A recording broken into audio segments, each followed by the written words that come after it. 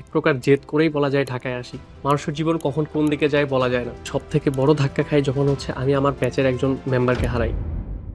আমি আমার বাবার চোখে এটার জন্য যে আত্মতৃপ্তি দেখতে পারি সেটাই আমার লাইফে আমার বড় সাকসেস। আসসালামু আলাইকুম।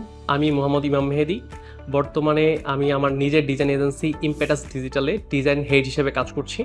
6 থেকে 8 জনের টিম মেম্বারদের মধ্যে কিছু আছে অনসাইট আর কিছু মেম্বার কাজ করছে রিমোট হিসেবে। আমার এই কনফিডেন্স আর ফাউন্ডেশনটা তৈরি করে দিয়েছে ক্রিয়েটিভিটি।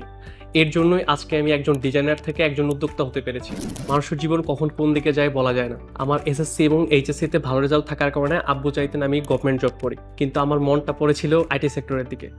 2020 সালের করোনার সময়টাতে আমি যখন পাবজি খেলতাম তখন আমার স্কোয়াডে এক ভাইয়া ছিল ই কমার্স ডিজাইনার। উনি আমাকে প্রথমে ডিজাইন ফিল্ড সম্পর্কে আইডিয়া দেয়। এরপর আমি ক্রিয়েটিভিটি সম্পর্কে রিসার্চ করি, সাথে আরও কয়েকটা আইটি ইনস্টিটিউট সম্পর্কে আমি রিসার্চ করি।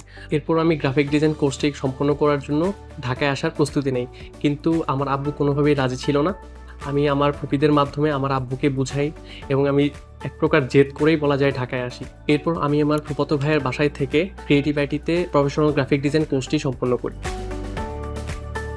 ক্লাস শুরু হওয়ার পর শহীদুর রহমান স্যারের ক্লাসগুলো যখন করলাম তখন আমার অনেক ভালো লেগেছে। গাইডলাইনটা ছিল সত্যি অসাম। ক্রিয়েটিভ আইটিতে কোর্স চলাকালীন সময়ে আমার ফুফাতো ভাইয়ের বাসার থেকে ক্যাম্পাস পর্যন্ত আসা যাওয়াতে মিলিয়ে আমার 3 থেকে 4 ঘন্টা সময় লাগতো। এরপর ফ্যামিলির প্রেশার ছিল, কিন্তু সব থেকে বড় ধাক্কা খাই যখন আমি আমার ব্যাচের একজন মেম্বারকে হারাই। উনি মারা যাওয়ার আগ পর্যন্ত আমাকে বলেছিলেন মেহেদী প্র্যাকটিস করো। আমি সেইভাবে আমার প্র্যাকটিস চালিয়ে যাই। সেই হিসাবে আমি আমার নিজেকে আরো গ্রো করার জন্য গ্রাফিক ডিজাইন কোর্স শেষ করার পর আমি ইউআই ইউএক্স ডিজাইনও শিখে ফেলি।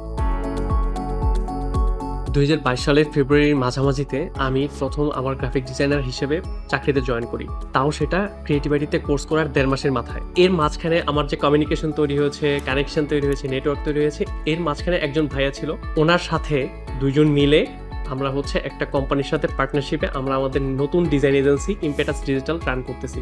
ইম্পেটাস ডিজিটালে আমরা একটা মার্কেটিং এজেন্সি যা সার্ভিস দেয় তার পুরোটাই আমরা দিয়ে থাকি। এখান থেকে আমি কনফিডেন্স পেয়েছি, ডিজাইন ইন্ডাস্ট্রি সম্পর্কে ক্লিয়ার ধারণা পেয়েছি। এটার জন্য ক্রিয়েটিভিটিকে আমি অসংখ্য ধন্যবাদ জানাবো, স্পেশালি শহীদুর রহমান স্যারকে। আজকে যখন আমি আমার নিজের ডিজাইন এজেন্সি রান করছি, প্লাস সেখানে ডিজাইন হেড হিসেবে কাজ করছি, সেটা দেখে আমার ফ্যামিলি অনেক হ্যাপি। প্লাস আমি আমার বাবার চোখে এটার জন্য যে আত্মতৃপ্তি দেখতে পারি সেটাই আমার লাইফে আমার বড় সাকসেস। আমার কাছে মনে হয় জেদ যদি ভালো কিছুর জন্য হয় তাহলে মাঝে মাঝে জেদ করাও ভালো।